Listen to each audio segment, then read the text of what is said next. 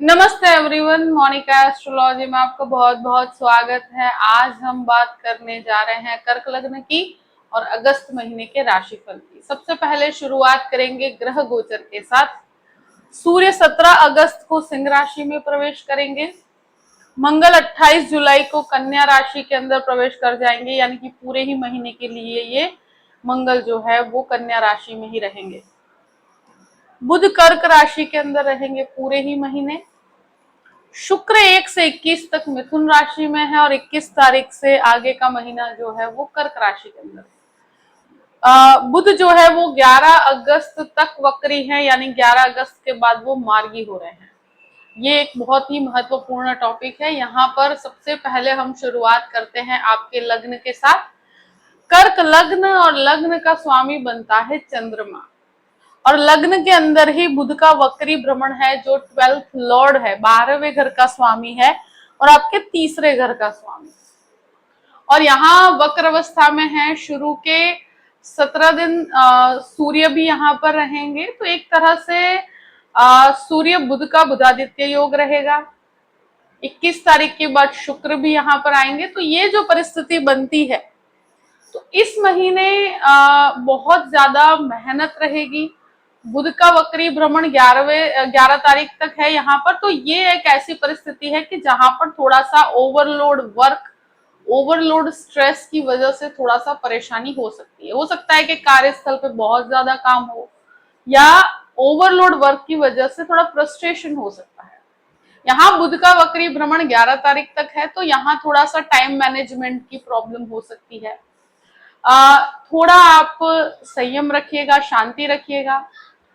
देखिए, बुध जो होता है वो चंद्रमा की राशि के अंदर जब भी आएगा तो इमोशनल अप्स एंड डाउन्स यहाँ पर देखे गए हैं। तो शॉर्ट टेम्पर्ड नेचर से आपको दूर रहना चाहिए, बहुत ही शांति रखिएगा, और अगर हो सके तो किसी की सलाह लेकर काम कीजिएगा तो बेहतर रहेगा। ये बिजनेस के लिए एक बहुत अच्छा डेवलपमेंट करवाता है। सूर्य बुध का बुधादित्य योग भी है यहाँ पर 17 तारीख तक, तो एक तरह से आपके कार्य के अंदर आपको सफलता देगा। यहाँ पर यह है कि जो काम है उसका थोड़ा मैनेजमेंट आपको सही से करना होगा। 21 तारीख के बाद यहाँ पर जो शुक्र का भ्रमण होता है वो लाभेश बनकर है, तो जो शुरू के समय में आप मेहनत करेंगे तो वो 21 तारीख के बाद आपको फाइनेंशियल जो गेन होने हैं, फाइनेंशियल जो लाभ होने हैं, वो यहाँ पर आपको देखने को मिलेंगे। द्वितीय स्थान की बात करते हैं। द्वितीय स्थान का स्वामी लग्न के अंदर है। द्वितीय स्थान में सूर्य और केतु का ये योग बनता है, तो ये डेफिनेटली फैमिली से लाभ दिलवाता है। फैमिली इश्यूज के अंदर कहीं पर भी आपकी वाणी बहुत ज्यादा ब्लंट रहेगी, तो थोड़ा वाणी के ऊपर ध्यान देना होगा। और स्पेशली 17 तारीख के बाद जब सूर्य यहाँ पर रहते हैं तो केतु के साथ होने की वजह से थोड़ा फैमिली में डिटैचमेंट से आ सकता है। हो सकता है कि आप मानसिक रूप से दूरी बना लें आपके फैमिली के लोगों के साथ। ये वाणी को बहुत ज्यादा कहते हैं ना कि बहुत ज्यादा डोमिनेटिंग बना देता है, तो वहां थोड़ा सा आपकी वाणी को डोमिनेटिंग ना हो, इस चीज का ध्यान रखिएगा। बाकी आपको फैमिली या फैमिली की जो प्रॉपर्टी है या कहीं पर भी फैमिली के जो सुख सुविधाएं, उन चीजों का लाभ डेफिनेटली मिलेगा। यहाँ पर सेविंग्स इस महीने 17 तारीख के बाद फिर भी बेहतर परिणाम लेकर यहाँ पर देखने को मिलती है। तृतीय भाव की बात करते हैं। तृतीयेश लग्न के अंदर है, यहाँ मंगल स्थित है जो आपके 10th लॉर्ड बनकर है। तो ये कार्यस्थल से संबंधित नई चीजों को एक्सप्लोर करने के लिए आपको आगे बढ़ाने की क्षमता देता है।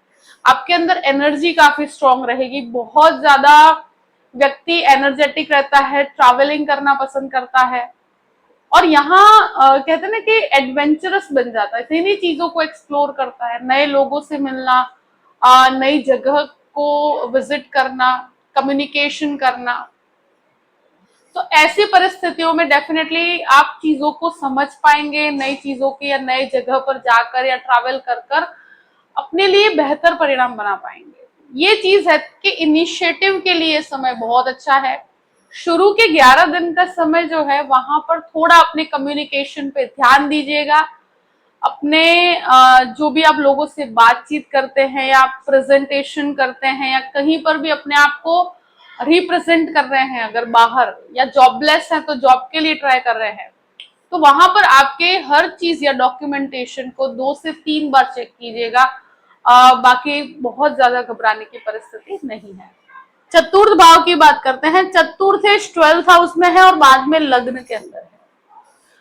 तो प्रॉपर्टी कहीं पर भी आप लेना चाहते हैं या प्रॉपर्टी के रिनोवेशन करवाना चाहते हैं तो उसके पीछे कुछ खर्च हो सकता है। यहाँ पर आप बहुत ज्यादा जैसे ट्रैवल ओरिएंटेड रहेंगे, प्रॉपर्टी के अंदर रिनोवेशन करवाना चाहते हैं या कोई भी इस तरह का खर्च करना चाहते हैं, तो इस महीने मुझे लगता है कि शुरू के 21 दिन का समय ऐसा है कि प्रॉपर्टी के पीछे एक्सपेंस रहेगा, कुछ खर्च रहेगा। कोई व्हीकल भी लेना चाहते हैं तो उसके पीछे भी खर्च हो सकता है। तो इस तरह की संभावनाएं डेफिनेटली बनती है। यहाँ मदर की हेल्थ को लेकर थोड़ा सा ध्यान रखने की अवस्था रहेगी शुरू के 21 दिन के लिए। अब बात करते हैं पंचम भाव की। पंचमेश जो है तृतीय स्थान के अंदर है। तो देखिए, पंचम भाव का स्वामी जब तृतीय स्थान में है तो स्टूडेंट्स के लिए एक तरह से कहा जाए कि स्टूडेंट्स एक जगह से दूसरी जगह पर कहीं पर भी ट्रैवल कर सकते हैं, या कहीं दूसरी जगह पर एडमिशन लेने का प्रोसेस है तो डेफिनेटली वहां पर आप आगे बढ़ेंगे। जो भी टेक्निकल स्टूडेंट्स हैं उनके लिए अच्छा है, और जो मेडिसिन के स्टूडेंट्स हैं उनके लिए भी एक बेहतर परिणाम कहूंगी। और यहाँ पर आपको डेफिनेटली सफलता मिलेगी अगर आप कहीं के योग बनते हैं। मगर नई जगह या नए एडमिशंस को लेकर अगर आगे बढ़ते हैं तो वहां पर आपको डेफिनेटली सफलता मिलेगी और आपके लिए बेहतर समय कहूंगी मैं। ये एक ऐसी परिस्थिति है कि शेयर मार्केट के अंदर बहुत ही कैलकुलेटिव अप्रोच रखना होगा। यहाँ शेयर मार्केट से संबंधित पॉजिटिव संभावनाएं डेफिनेटली है, मगर कैलकुलेशन के साथ ही आगे बढ़ने से आपको सफलता मिलेगी। वैसे ये महीना आपके लिए फिर भी फायदे कारक है। अब बात करते हैं आपके छठे घर की। देखिए, छठे घर का स्वामी 12th हाउस में है, यहाँ शुक्र के साथ है। तो ये परिस्थिति के अंदर कहा जाए कि कोई भी प्रकार का झगड़ा विवाद इस तरह की परिस्थितियां हैं तो डेफिनेटली आपके लिए बेहतर परिणाम होंगे। अगर कहीं पर भी विवाद है उसे बैठ कर रिजॉल्व करते हैं तो आपके लिए ज्यादा बेहतर है। आउट ऑफ द कोर्ट चीजों को रिजॉल्व करते हैं तो ज्यादा अच्छा है। यहाँ शत्रु हावी नहीं हो पाएंगे, ये आपके लिए एक बेहतर परिणाम है। ये एक ऐसी परिस्थिति है कि स्वास्थ्य संबंधित डेफिनेटली आपको ध्यान रखने की जरूरत है। यहाँ पर एक चीज, जिनके भी हार्मोनल प्रॉब्लम्स हैं या कोई भी प्रकार की शुगर रिलेटेड प्रॉब्लम्स है, कोलेस्ट्रॉल से संबंधित समस्या है, तो अपने स्वास्थ्य को लेकर ध्यान रखना होगा आपको।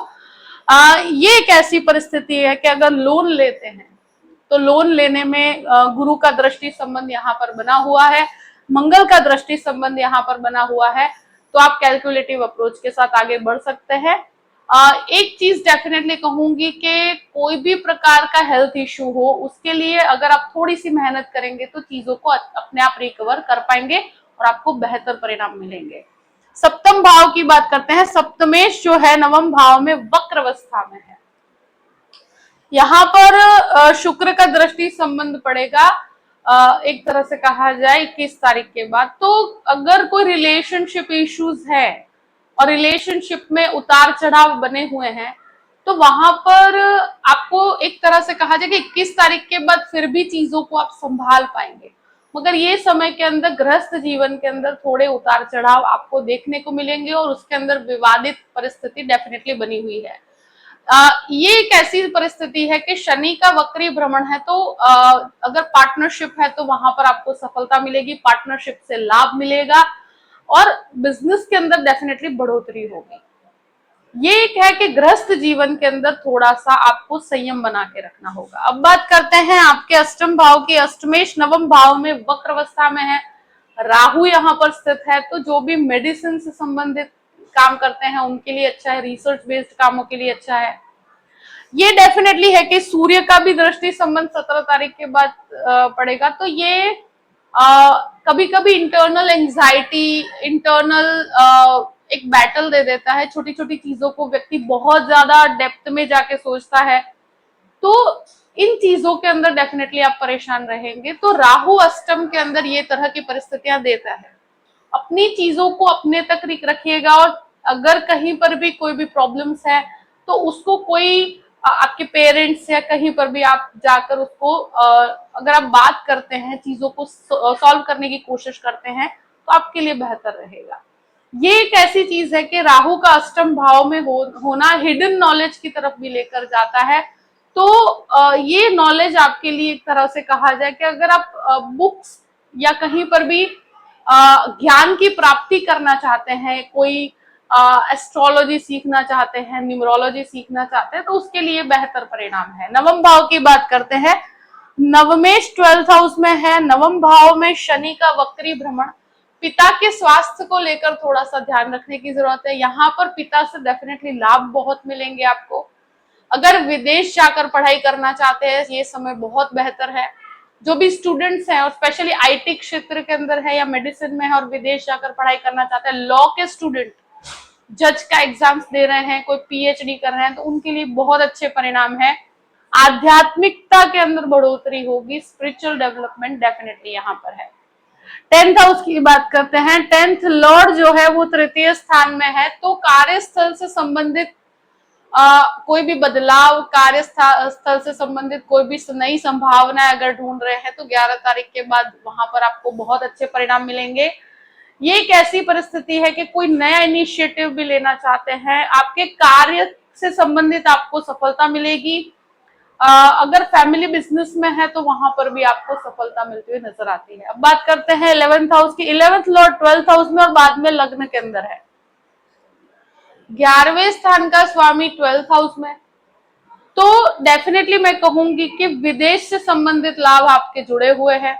ट्रैवलिंग से आपको काफी अच्छा लाभ है। यहाँ पर आपके कॉन्टैक्ट्स जो होंगे उनसे आपको लाभ है, मगर यहाँ खर्च भी डेफिनेटली बने हुए हैं, तो वो चीज डेफिनेटली रहेगी। 12th हाउस की बात करते हैं। 12th लॉर्ड लग्न के अंदर है। शुक्र यहाँ पर 21 तारीख तक है, गुरु के साथ है। तो ये बाहर घूमने जाना, विदेश घूमने जाना या कहीं पर भी ट्रैवलिंग के पीछे खर्च करवाता है। कंस्ट्रक्शन के पीछे कुछ खर्च हो सकता है। अगर कोर्ट कचहरी का कोई विवाद चल रहा है, तो वहां पर डेफिनेटली मैं कहूंगी कि कोर्ट कचहरी के विवादों के अंदर शुरू के जो 17 दिन का समय है, उसमें थोड़े उतार चढ़ाव रहेंगे और शुरू के 11 दिन डेफिनेटली और भी ज्यादा परेशानी यहाँ पर दिखती है।